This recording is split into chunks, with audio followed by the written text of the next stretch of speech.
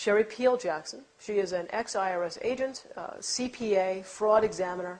She was working for the IRS. She was on the fast track to success there. She was doing very well, had received numerous awards for all of the work she did, and she realized that there is no law and that the biggest fraud was the IRS. I tried to be the best at whatever I did. So when I got to the IRS, I hit the ground running. My first year in 1988, I got the Fraud Award. It's a big Shaped in Georgia award for fraud. But I got numerous awards, and my biggest one is from the IRS commissioner himself. Back in 1995, it was Fred T. Goldberg. One of the things that I wanted to tip you off on as far as what the IRS does, before I get into the story, they have, well, they had, I don't know what they're doing now, but they had what's called a Market Segment Specialization Program, or MSSP. They would take different market segments, like ministers, and try to figure out how much money you were underreporting. Let's take beauticians, for example. I'm going to audit her beauty shop. She owns the shop, and she has some people working there. Based on the assumption that the IRS has that people don't report all of their money, but they like to put all their expenses on there. So granted, all her expenses are on the tax return, and I figure out how many bottles of this and that she bought, I can calculate a dollar figure. So I'll tell Sophia, after it's all over and we're buddy-buddy, I just shock her, and I say, well, guess what? It looks like, based on my calculations, that you really brought in $80,000, but you have $50 on the tax return. So here, you owe the IRS back $30,000. What would she do? She would sign off on it. I only had 2 cases in 7.5 years where somebody actually bucked at me. People are so afraid.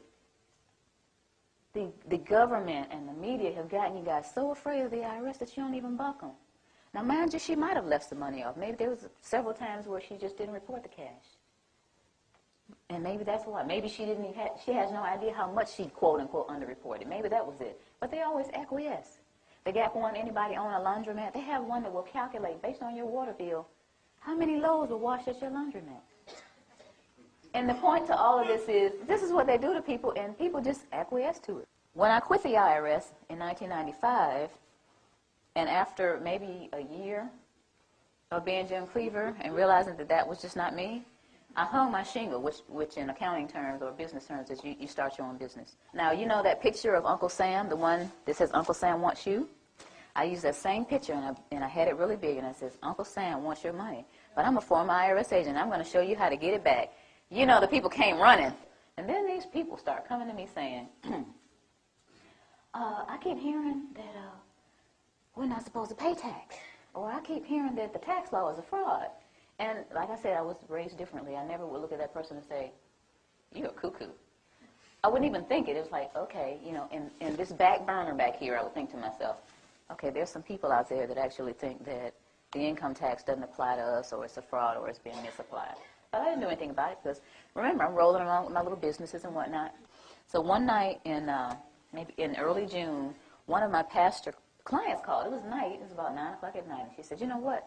I think it was maybe a Wednesday night, after her Wednesday night service. She said, I've got this parishioner that just keeps bugging me about this income tax. She's talking about that we're not liable for the income tax, and she wants to talk to you. Can I give this lady your telephone number? And I said, okay. So maybe about 10 minutes later, this lady called me. She said, I have a question for you. Are we supposed to pay income tax or not? And I said, okay. Do you want the cuffed answer or do you want the real answer? She said, I want the real answer. I said, well, I really don't know. You know, even though I'm a former IRS agent, I haven't done the research, but I hear that there's a credible body of evidence out there that says that we don't owe income tax. I was okay. I mean, I took the information. I was sitting there listening like, okay. And, you know, I said, okay, this lady had a lot of information. I don't know where she got it from. So a few weeks later, she called me again, and she said, Miss Jackson, remember that information I told you on the phone? It's in the USA Today. Pull it up on the Internet. Okay, so I got the USA Today. It was July 7th, 2000. And it says, Dear We the People, most citizens are not required to file an income tax return. The 16th Amendment to the Constitution is a fraud. And if you file, you waive your Fifth Amendment rights. I said, okay, that's another stuff she was saying. Now, this is a lot of reading. But I kept reading because I was very interested, you know, being a CPA and into fraud and all that. I wanted to see what was going on. So here in the third column, it says no one has been able to collect the $50,000 reward offered by Bill Conklin. to anyone that can identify the section of the Internal Revenue Code that makes a typical worker liable for the income tax. I'm serious about winning is $50,000. Okay, so it's at my desk. Basically, I just shoved everything off my desk and got the codes out, the regulations out, the tax guide I got on the internet to look at the Cornell University site, all these different things, and I started researching. And 2 weeks later, I said to myself, oh my goodness, we have a problem here. It doesn't look like I'm going to win this money. And I was sitting there at my desk thinking, this thing is a fraud. 2 weeks it took me to sit there and realize that. I didn't just look at the positive, I looked at the negative, I looked at the IRS site. All these things are going on. This thing is a fraud. Being a CPA and a former IRS agent, I sat there at the desk, I was by myself, and all these thoughts started going through my head. The first thought was, now, finally open up the codes and regulations. Because, see, at the IRS, they trained us with these little guides. We didn't use the codes and regulations. We would get one of these, and you would have to read it, understand it, and pass this little test. And all these little guides that I got, I read them, and I made A's on all my tests. And I thought, and I guess the rest of the agents in training thought, that the information that was in here was the same that was in those thick codes and regulations. But it's not necessarily the same. The things that are in these training manuals are not necessarily the same things in codes and regulations. I learned that in my studying. In the time that I was doing the research, I also learned about the pocket commission. Now, I'm going to let this go around the room, but y'all got to give it back. This is the outside that I purchased of the pocket commission that I had. And before I left, I had the sense of mind to make a copy. This is the little badge I used to flip out at people and say, give me your books and records. Give me your bank statements. Give me all your credit cards, And, people, okay, here. Even the counties, I go to the county, do it. I go just about anywhere and flip this little thing out and get whatever I want. There's a lot of power nuts out there doing that, guys. Y'all know it. Half of you already know about it. There's an enforcement pocket commission, and there's a non-enforcement pocket commission.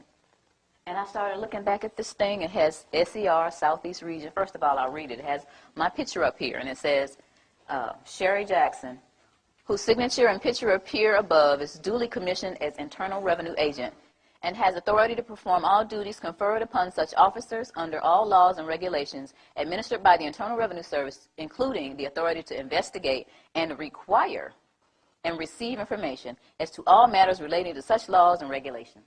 And it has SER and some other numbers and an A. And based on this Internal Revenue Manual, A means administrative. So I'm an administrative clerk out there on the front lines. And I'm an administrative clerk with a non-enforcement pocket commission. Okay, so I'm starting to get angry here. Starting to think about all that. I had to take bribes and get little tape recorders taped to my body and the little microphones on me and go in and take bribes from people. But, thinking about stuff like that, what they got me out here, I'm thinking I really have authority. And this is administrative, non-enforcement pocket commission. That was one of the other things I thought about. And then I thought about, and I found out, this is another issue, a levy versus a notice of levy. This is something that I didn't deal with a lot because I was an agent and I just assessed the tax. I wasn't a tax collector. I just assessed it. So this is a notice of levy. And someone said, hey, this is a notice of levy. This is what the banks get or your job or whatever. They said, look at the back of it. So I'm looking at the back of this notice of levy, and it says, Section 6331, levy and distraint. And then it says B and C. And I'm thinking, it starts off with B? What happened to A? So I looked up A. And here's A. And it says, levy may be made upon the accrued salary or wages of any officer, employee, or elected official of the United States, the District of Columbia, or any agency or instrumentality of the United States or the District of Columbia by serving a notice of levy. I'm thinking, but that's not most people. That's not the person that works at AT&T or Bell South or Coca-Cola. That's not most people. Aren't people noticing that the A isn't on here? Aren't they curious about it? Why are they doing this? All this is going through my head during this period of time, then I'm realizing that there's a rat in the camp. That's what I call it. But this is the straw that broke the camel's back.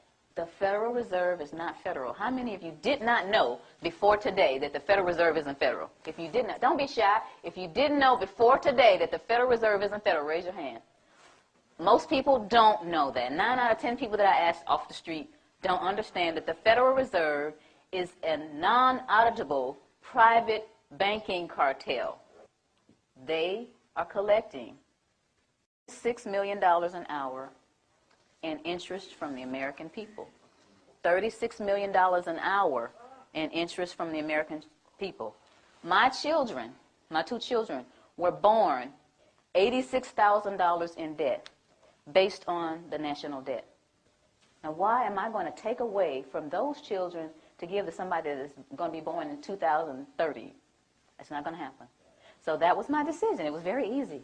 You know, you think about stuff like fear. Oh, the IRS is going to get you. They're going to take your stuff. That's not important to me. Stuff's not important to me. My children are important to me. I'm one of those mothers that will roll up her sleeves with one leg and try to whoop you if you mess with my children. And I think that a lot of mothers are like that. So this is what my decision was.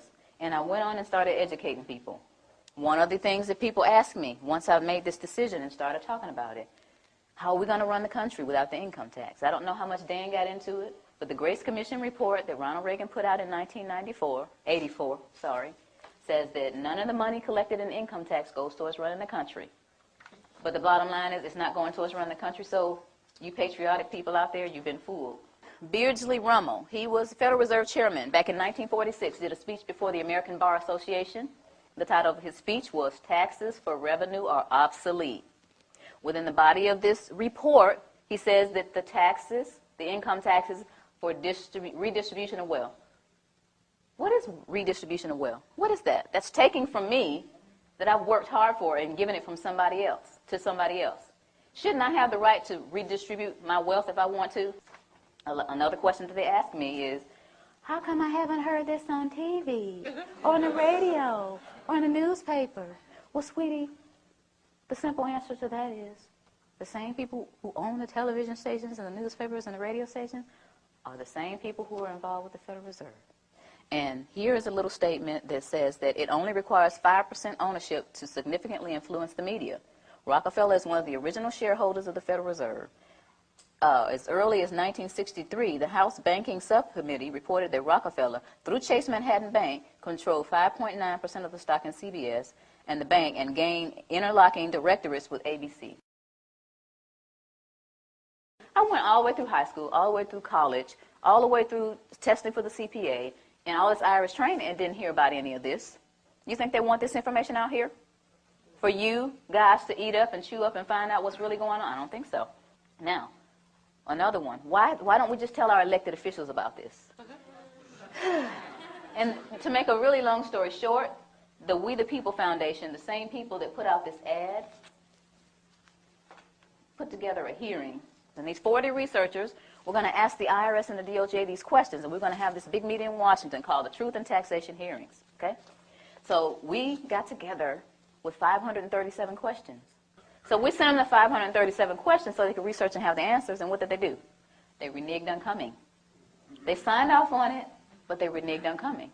So you all didn't get to hear the truth. We went on and had the hearings anyway, put it on CD, marched around Washington, giving it to all 535 congressmen and senators. Please look at this information. We got stupid responses back like, thank you for visiting our offices in Washington. The next time you come to Washington, please visit us again. They don't care. Your presidents don't care. Another one that they ask me, or they'll say something like, well, this just sounds like it's some kind of conspiracy theory. Y'all hear that a lot? Okay. But tell me this, what's the difference between a conspiracy and a strategy? Don't you understand that this is all by design? All this black, white stuff. You're white, I'm black, you know. You're Democrat, I'm a Republican. You know, y'all heard of divide and conquer before, right?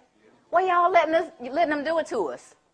While I'm sitting up here arguing with this man about what his great-great-great-granddaddy did to mine, there's this big old fence closing in around us. And while I'm sitting here wasting time and he's sitting here telling me why he doesn't know, we need to put our heads together and figure out how to get out of this fence that these people are building around us. Am I right? Yeah. That's what we got to be. Divide and conquer, we can't let that work anymore. It's been working all these years.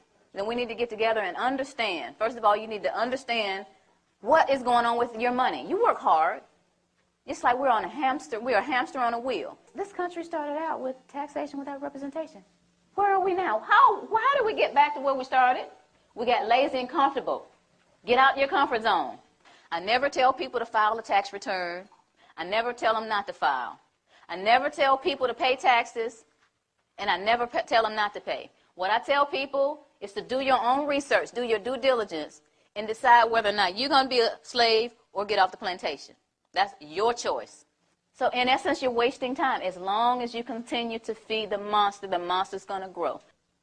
They're going to they're going to laugh in your faces. Any kind of cause that you have, anything that you're trying to do in your life concerning getting things back on track with our country, the way it's supposed to be, you're going to get laughed at because you continue to give them the money to do whatever it is they're doing to us. A lot of people don't care. A lot of people get the money taken out of their checks and they actually think they're getting, oh, I get back $3,000 every year. They don't take anything from me. I said, sweetie, look at your W-2. They took $14,000. They gave you back $3,000 of your own money. Oh.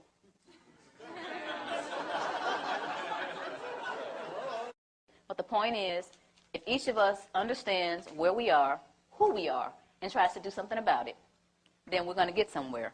This is a great country, but it's off track. And who's going to get it back on track? Yeah. Thank you. Thank you all.